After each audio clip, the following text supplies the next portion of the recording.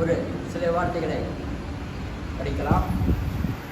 நீங்கள் பார்க்கும் பொழுது மார்க் எழுதின சுவிசேஷம்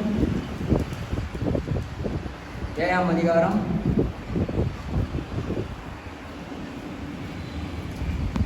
8வது வசனம் 9வது வசனத்தை வாசிக்கலாம். 9, 10 கூட வாசிக்கலாம். வசனம் சொல்லிட்டு வாசிக்கலாம்.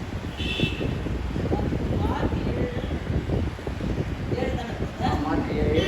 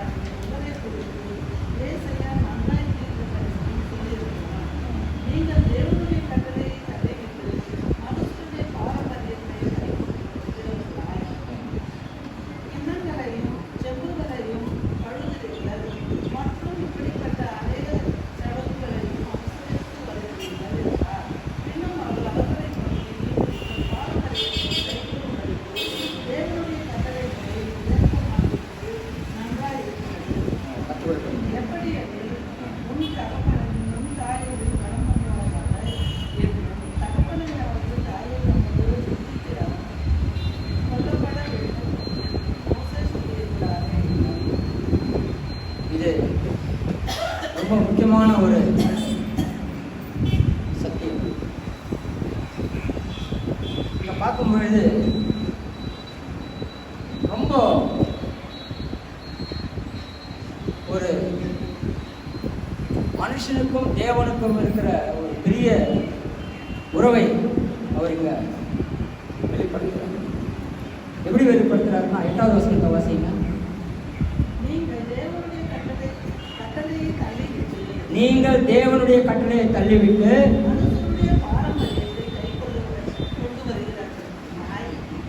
மனுஷருடைய பாரம்பரியத்தை கொண்டு வந்திருக்கிறீர்கள்.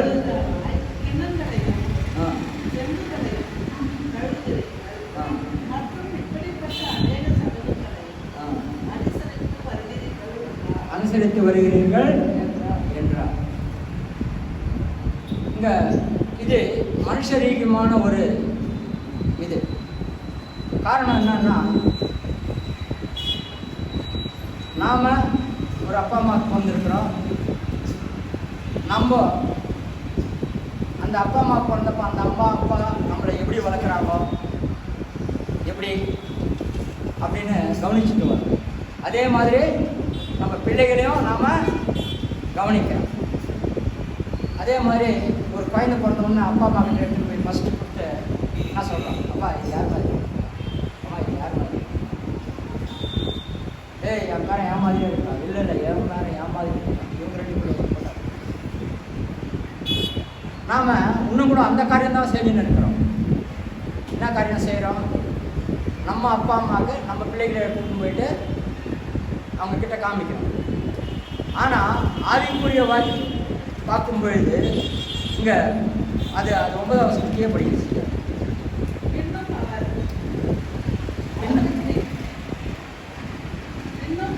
இன்னும் அவர்களை நோக்கி நீங்கள் உங்கள் பாரம்பரியத்தை கைக்கொள்ளும்படிக்கு தேவனுடைய கட்டளைகளை வியர்த்தமாக்கினது நன்றாக இருக்கிறது. எப்படி எனில் உன் தகப்பனையும் உன் தாயையும் கனம் பண்ணுவாயாக. உன் தகப்பனையும் தாயையும் கனம் பண்ணுவாயாக. இங்க தகப்பனையும் தாயையும் அப்படின்றப்போ நம்மளுக்கு தகப்பனா யார் இருக்கிறாரு, பிதாவாகிய தேவனார். தாயா யார் இருக்கிறார், இயேசு கிறிஸ்து இருக்கிறார். அவர் தான் சபை.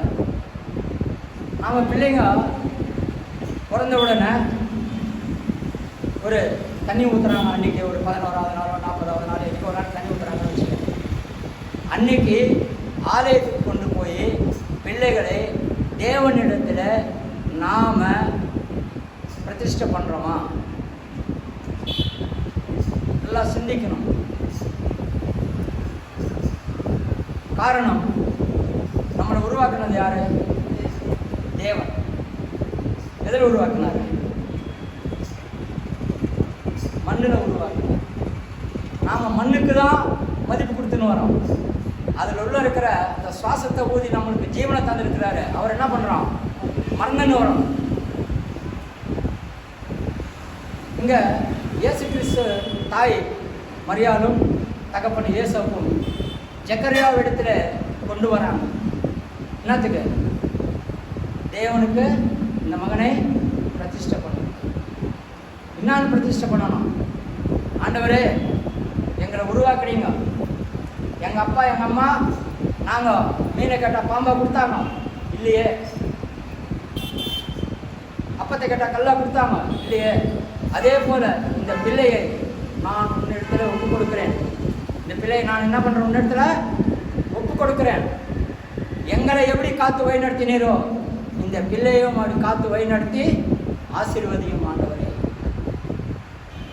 ரொம்ப ஒரு இன்னைக்கு நான் பார்க்கணுன்னாக்கா, சர்ச்சில் வந்து யாருமே பிள்ளைங்களுக்கு பர்த்டே கொண்டாடுறது. சர்ச்சில் வந்து பிள்ளைங்களுக்கு யாருமே பர்த்டே கொண்டாடுறது, திருமண நாளையும் கொண்டாடுறது இல்லை. நல்லா யோசித்து பாருங்க. ஒரு பிள்ளை 10வது பாஸ் ஆகிடுச்சுனாக்கா வீட்டில் கூப்பிட்டு கேக்கு வெட்டி எல்லாம் பண்ணுறாங்களே கண்டி, சர்ச்சில் வந்து கேக்கு வெட்டி தேவனனுடைய நாமத்தை மகிமைப்படுத்துறதில்லை, கனப்படுத்துறது. நம்மளை உருவாக்கினார். தாயின் கருவில் இருட்டில் நம்மளை பாதுகாத்து வந்தார். தாயின் கருவில் எப்படி இருப்போம்? இருட்டில் இருக்கிறோம். இருட்டில் இருக்கிறப்ப நம்மளுக்கு சோறு ஆகாரம்லாம் யார் கொடுக்குறாங்க? தாயின் வழியாக ரத்த ரூபமாக மாம்சமாக அந்த உடல் உள்ள 10 மாதம் வரைக்கும் பாதுகாக்கப்படுது. எவ்வளோ ஒரு ஆச்சரியமான காரியம் பாருங்கள்.